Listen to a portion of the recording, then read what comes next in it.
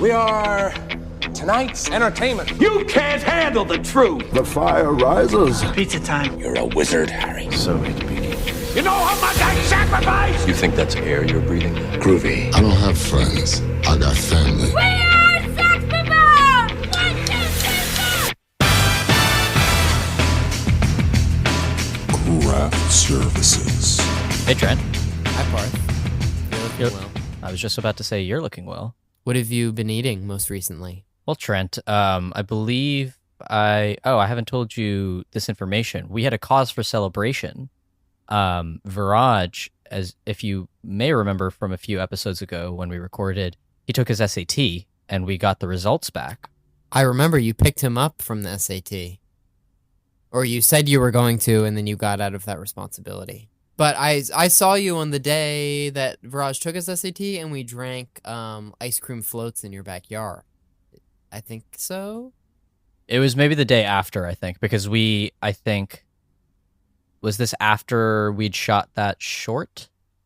I don't remember, but needless to say, Parth gleaned to me the information that SATs are on computers now. Yes. And if you're old like us, and that the results, the good part is that the results get to you in like 2 weeks or something, which is crazy, but I feel like some things should remain paper and pencil forever, and I feel like the SAT should be one of those few things. So I'm glad we got that stuff over with. But were we celebrating because Viraaj did very good?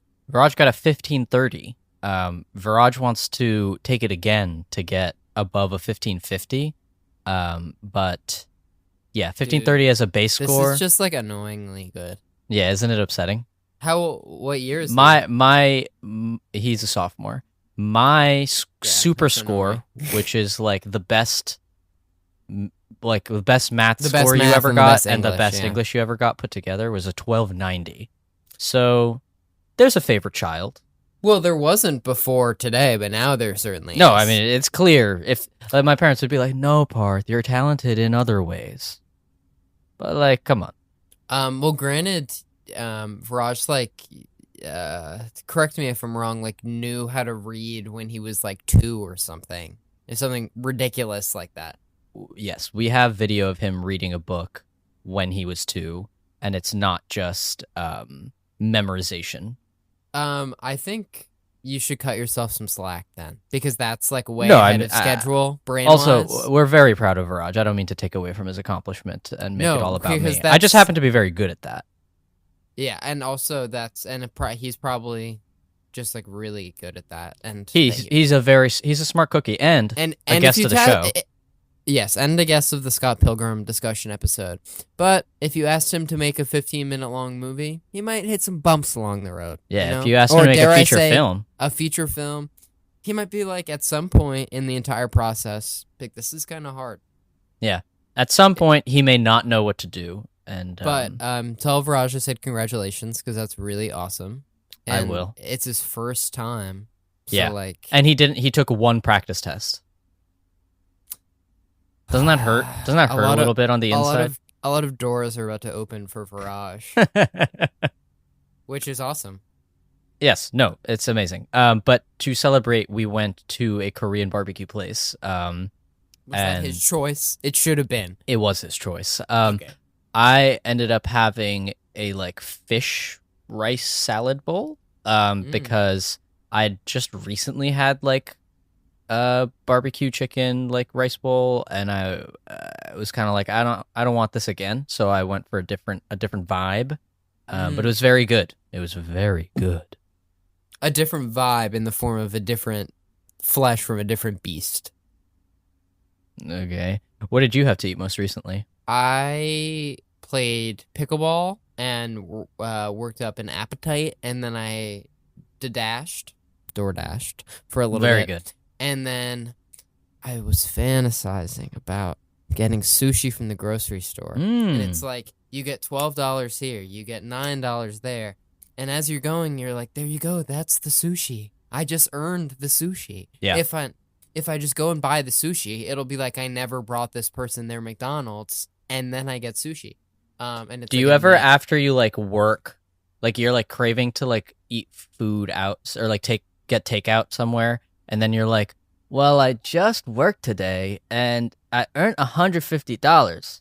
So it'd be kind of like I earned $130. You know what I mean? No, Like you just it's like do the math to basically- make yourself feel better about what you're doing. You're like, I still gained a lot of money. Yeah, I'm net positive. But my parents, they're much more fiscally responsible than I am. Really? And they're big advocates of not spending money unnecessarily out. And my mom is a very excellent cook, and she made pasta Alfredo with broccoli in it. And That sounds lovely. And I was driving around being like, that sounds good, but I don't want no fucking broccoli. I'm a working man. I can eat whatever I want. And then I thought, I'm going to get a earful if I come home with this, beautiful plate with tinfoil over it. And that was enough of that really is a big enough deterrent to change my spending habits, like writ large. And so I went home and had the pasta, and it was freaking awesome. That's great to hear. Yeah, no, my mom has still got it. Almost like she never lost it. Wow. Yep. You know what else has never lost it? The intro, how good it is. There was like a twinge of disappointment at that transition. In your No, it's voice. because I was realizing how long we've been talking and how necessary. This is not like one of our longer intros. We've done worse, but yes. Let's cue the intro.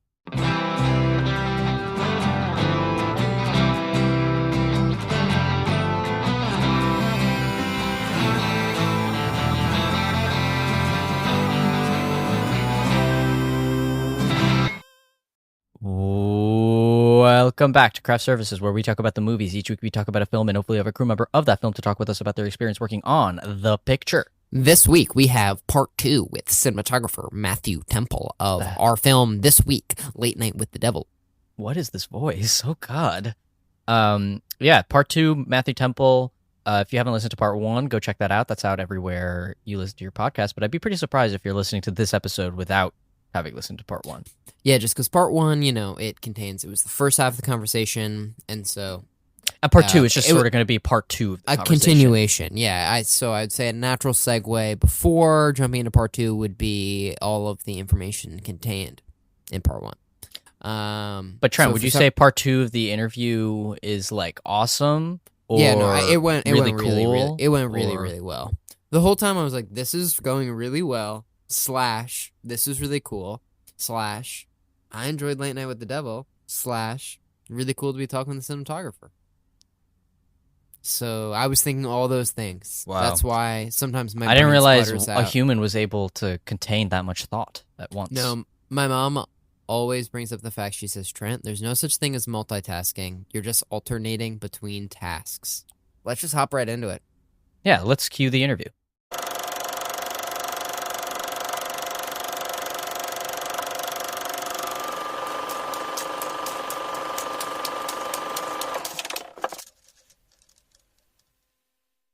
I was wondering, since you're trying to, as I've said, you replicate something that's live, and since broadcast is like subject to human error and little bumps and stuff, if there's any element in this situation of trying to not have it come off as like too clean, whereas like you could, obviously do as many takes as you want, and that isn't like, as it would naturally see on TV.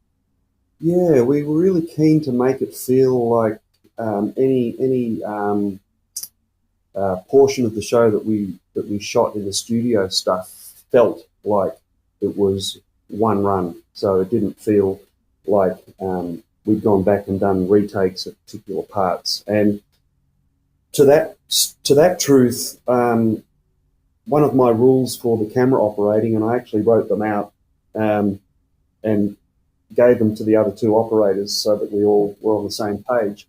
One of the rules was that if we did stop and pick something up, that we didn't place a camera somewhere that it couldn't reasonably have gotten in real time, so that it jumped out and like, where did that camera come from, it was a thing of the camera operators kind of being an unseen character in the film, both in the commercial breaks and the studio stuff. I guess we tried to fool ourselves a bit by sort of, I guess, imagining when we were operating that we were seeing this for the first time, even if it was the fifth time.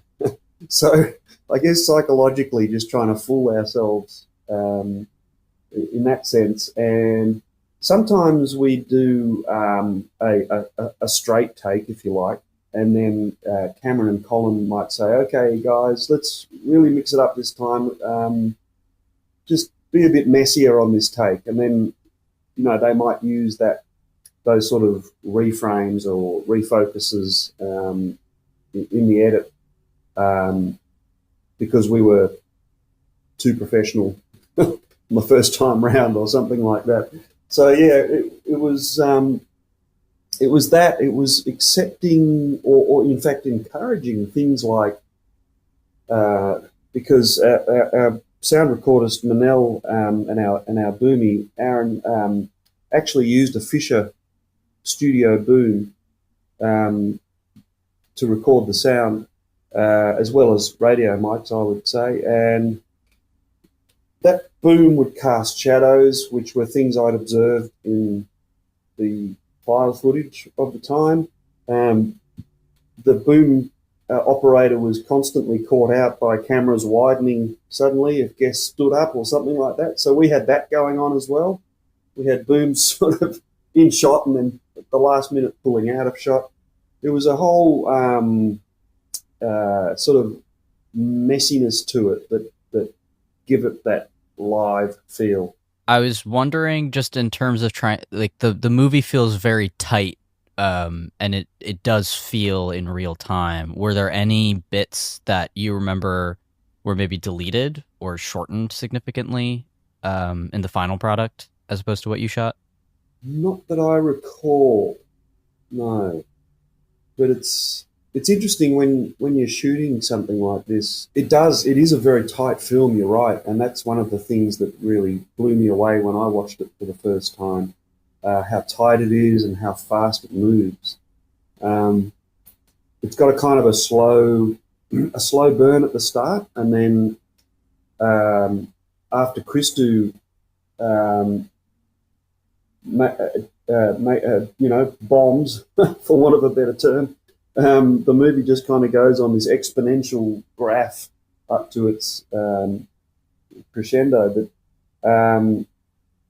there were many times when, of course, we had to, like we'd shoot scenes, 3 cameras, go through the scene. But then when there's a visual effect or a special effect that we're preparing for, suddenly the whole vibe changes, and we'll stop and we wait for the physical things to come in, or the makeup, or the it's quite funny how fast and seamless the movie is, because there were so many times where we'd have to stop and prepare for the next bit, and spend hours waiting for this rig to be set up or whatever. Probably not hours, but nonetheless, really slow things down. So it's testament to the writing and editing that the movie is such a great ride, really.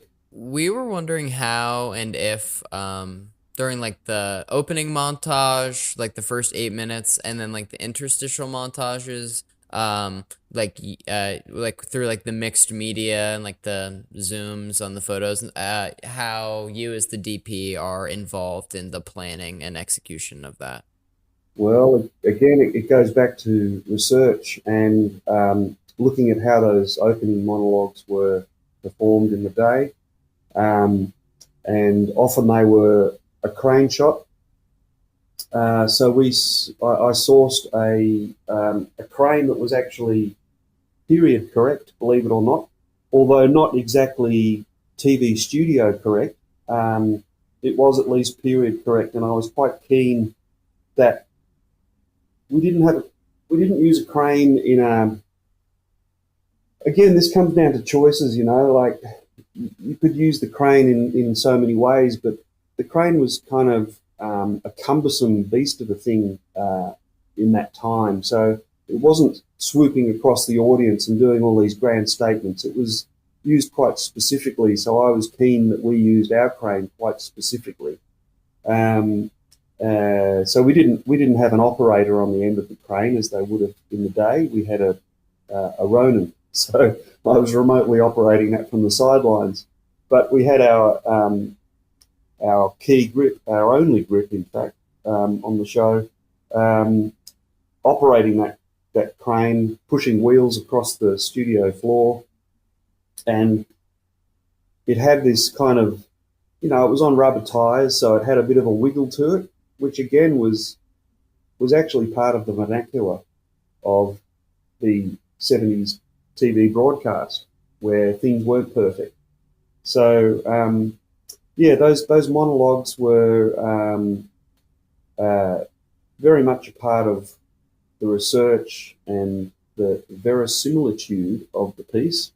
And we used the crane for the opening one, and my 8-camera operator Rainer did a lot of the zooms and stuff like the really classy zooms that you see, and focus throws. He's actually a really talented studio camera operator, as well as now a drama camera operator and Steadicam operator.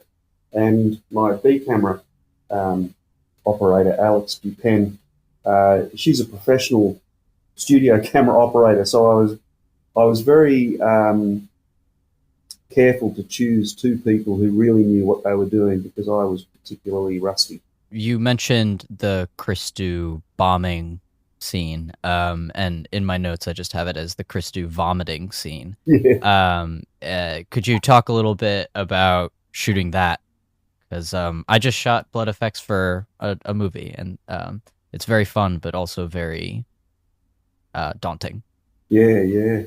That was great fun. It was pretty full on for the actor Faisal. He had a prosthetic vein popping thing on his neck that was used in the close-up documentary stuff. The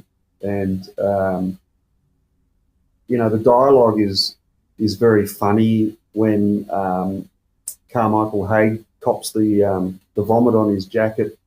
It was actually a lot of fun and laughter around that scene, because that's the Cairns brothers' sense of humour too. They love that sort of gross out stuff. I remember that as being fun and funny mostly. And we actually shot elements of the vomit on the set against green screen. And I think they used those elements plus enhanced with VFX. It was again, it was one of those moments which was very specific. So we shot the drama of it to a certain point, and then the VFX kicked in, and there was a lot of stopping and starting and getting that right.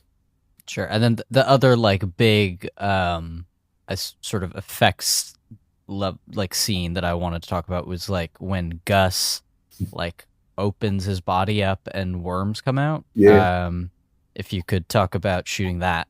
Again, that was a lot of fun. And the eye socket worm was particularly fun. Again, we shot the whole preceding interview with Carmichael Haig before we did the VFX, and it was amazing rigs by the visual effects artist, real worms, none of which were harmed. It was all very specific filmmaking at that point. I kept the lighting the same as it was during the interview, and sort of really didn't need to nor desire to enhance it in any way because it had to feel in the moment. It was as fast as it all happens on screen. It was all very specific in the moment. If that answers your question. I was wondering, like the mixed media montage that opens the movie. I was wondering, because it's like photographs and little bits of videos and just lots of little bits, and I was wondering, and that sounds really treacherous to plan, and I was wondering if you were involved in the planning of that, or if that's more of an editor thing, or if that was them more trying to like make sense of the exposition of the movie after the fact or something. I wasn't involved in the planning of it, no, but we all had our hands in the mix of that vision. There was a lot of obviously file footage. I shot some second unit stuff that was in the montage. We had a stills photographer who did a lot of the historical photographs of Jack Delroy. I shot some stills of Lily in the asylum as part of a second unit shoot sometime after the main shoot. Cameron and Colin shot some of the photographs in there too, I think, or a piece of video. You know, it was there were a lot of hands in the mix on that stuff, and I think it comes together beautifully. Wrapping up sort of our Late Night with the Devil sort of stuff, we try to ask guests what was the most difficult thing about the shoot and the thing that you're most proud of now that with the finished movie. And they can be the same thing, but just sort of if you could think about that. I guess perhaps the most difficult thing is the fact that we, it was a tight schedule and a tight budget, and I really didn't get much time with the set prior to shooting the show because, the poor art department was still putting it together, the day before we shot. So that was difficult and nerve-wracking, I suppose, that I didn't have much time to play with the set and with characters on the set. I remember we did rehearse a scene, I think, which was invaluable because I was able to tweak the lights and stuff with my gaffer Matt Begg, and gave me and my fellow operators a chance to sort of find our feet. But I mean, it would have been great to have a whole day or two or more to actually iron out all the bugs with the set and all the complexity of cameras and lights and all that jazz. And there were a lot of in-camera lighting transitions too that we had to achieve. So again, we didn't really get much time to finesse all that stuff. We kind of finessed as we went. So that's a lot of pressure. And I guess the fact that it's the show's as great as it is a great positive as well. It's the same answer as you say. The fact that we did all those amazing lighting transitions and camera operating and just getting everything as just right as I believe it is. That's something I'm proud of. Doing that under the pressure of actually shooting it at the same time. I'm sure you had to work with the production team But basically, were you like, this is what we need to shoot it? Or were they like, this is the set, now work around it, or some sort of middle ground of those two things?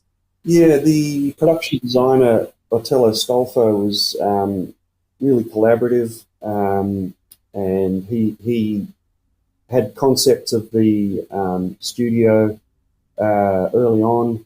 And I think the only thing I asked for, I'm pretty sure I remember this right, was that there were lights within the set, as you know, points of visual interest in the set, and indeed that's what we have in the set is all those kind of globes running down the set. I can't remember whether that was something he did for me or whether he always planned to do that. I can't remember, but I'm pretty sure that was something that we discussed that he was on board with. But other than that, no, I don't think I had too much to do with his final design.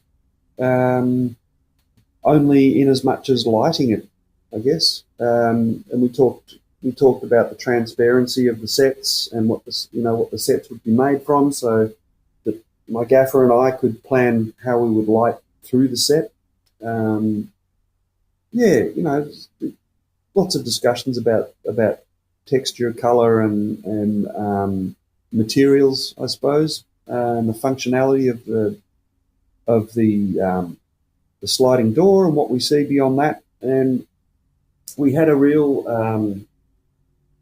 collaboration around the I don't know what you call it, the final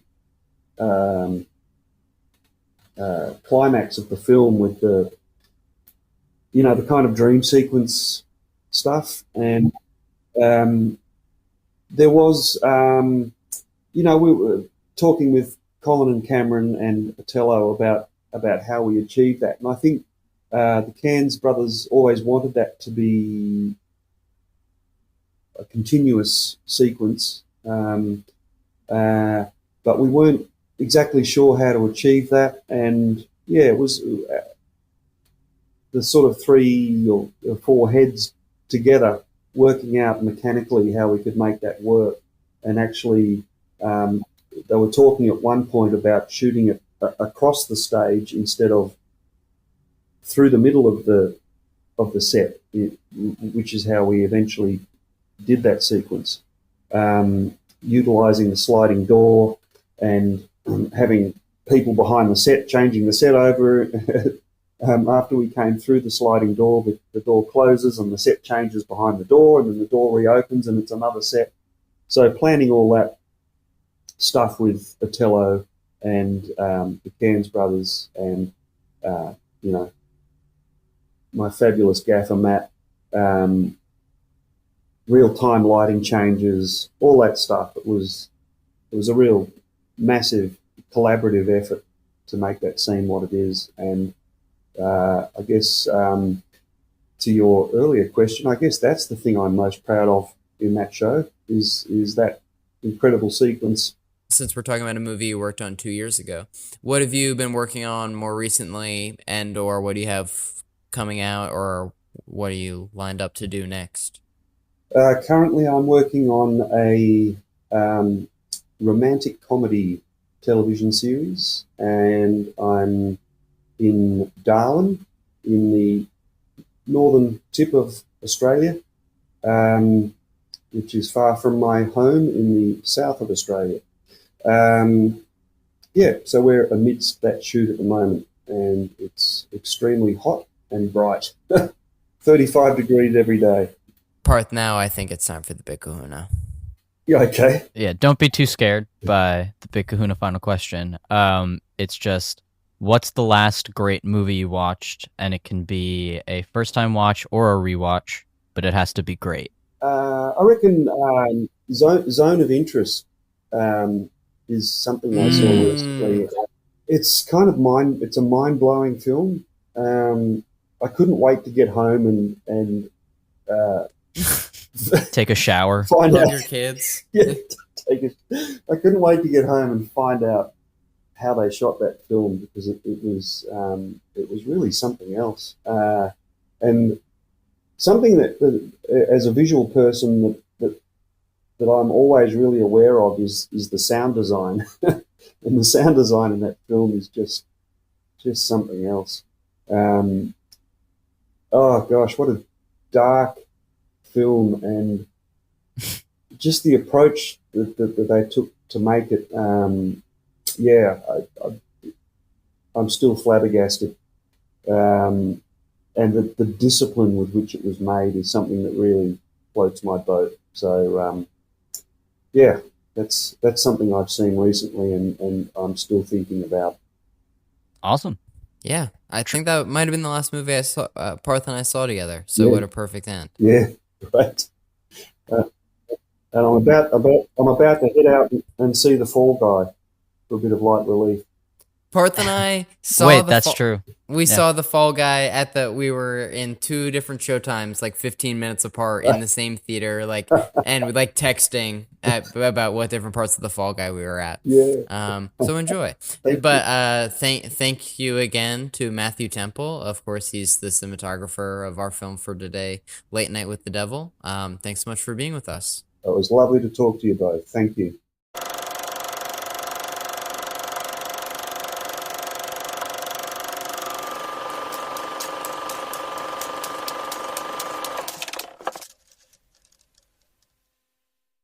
What an interview, Trent. That was fun. It was. Thank you so much to cinematographer Matthew Temple for talking with us about working on Late Night with the Devil, a movie Trent and I both really enjoyed. We saw in the theater. Yes, but not together. Separate. 2 ships Separate, passing. but Trent, separate, but may I say equal. 2 ships passing in the Late Night with the Devil. But yeah, thank you so much to Matthew Temple. Really great guy. Really thankful he took time out of his day to talk with 2 bozos. 2 bozos like us. I just thought he was a great interview guest. Parth is willing to go on the record as saying that Matthew Temple is a great guy also. Yeah. Which I don't disagree with. I'm just saying that that's presumptuous. Oh, God. No, Nothing presumptuous at all about it. I'm completely kidding. I'm just making fun of. I'm just pulling Parth's pant leg a little bit. Yeah. But a movie we did see together that has graced the silver screen most recently. It just started gracing screens everywhere yesterday, I believe. Yes, as of recording. Yes. But we got to see it early, and we've sort of teased this last week. Trent and I... Inside the other episode. Yeah. Okay. We saw Inside Out 2, guys. Yeah, so our next episode, if you come back next week... Which you should. It's going to be part 1 with editor of Inside Out 2, Marissa Horowitz, the Pixar film. I believe this was one of her first major feature editing jobs. Yeah, she's been an assistant editor on a bunch of different movies, but this is a pretty big dog project. Yes, and we got into it. But you'll have to come back later if that interests you. You Late Night with the Devil people might. Granted that they're probably very different target audiences and demographics. But if you're hearing this, I like Late Night with the Devil. I like Inside Out 2 too, bro. Yeah. Expand your tastes, expand your horizons. Yeah, broaden your horizons. But yeah, thank you so much to Marissa Horowitz for coming on. We're thanking her before the episode even happened. Well, I mean, it happened, but like it did occur, but we haven't released it to the general. Okay, so maybe I'll hold off on thanking you, Marissa Horowitz, even though I am thanking you. But come next week if you want to listen to that episode, which you should. It's Trent. Correct me if I'm wrong. Podcasts are available. Our podcast is available wherever you get your podcast: Apple Podcasts, Spotify, Stitcher, Pandora. Pandora. Yeah. Wait. We also have an Instagram and a Twitter, right? At Craft Services Pod. If Something you like want to follow them. Yeah, you can get updates on all our latest episodes. Yeah, my dad will like sit in a rocking chair in the morning and like scroll on Instagram, and he'll let out an audible chuckle, and then he'll be like, Trent, come over here. And then it'll be like a cartoon or like a dad meme or something. And the other day, he shows me what he's looking at, and it's the Late Night with the Devil behind the scenes picture that you made of like me Photoshop into the background of Late Night with the Devil. I think that picture of me was from Trent's me or with Jeff's car. Yeah, with star of Yellowstone Jefferson White's car while you were car swapping. yes, it is. But he enjoyed my Photoshop.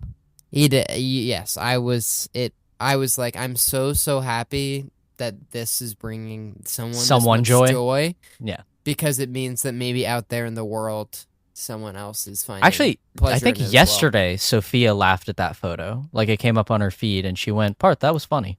Granted, these are our our closest loved ones. Yeah. So it's sort of hard to believe that like as you get further, that it gets funnier. I would imagine it's sort of the inverse. But anybody listening to this, you're a close personal friend. Yeah. Yeah. So we'll catch you next week. Yes. Close personal friends. Thank you and so much, Matthew friendettes. Temple, and we'll be talking with Marissa Horowitz, editor of Inside Out. Parth. Let's just thank Marissa Horowitz one more time. Thank you. Thank you, Marissa. And let's thank Matthew Temple. Thank you, Matthew This week is Temple. his week. Okay, bye guys. Bye.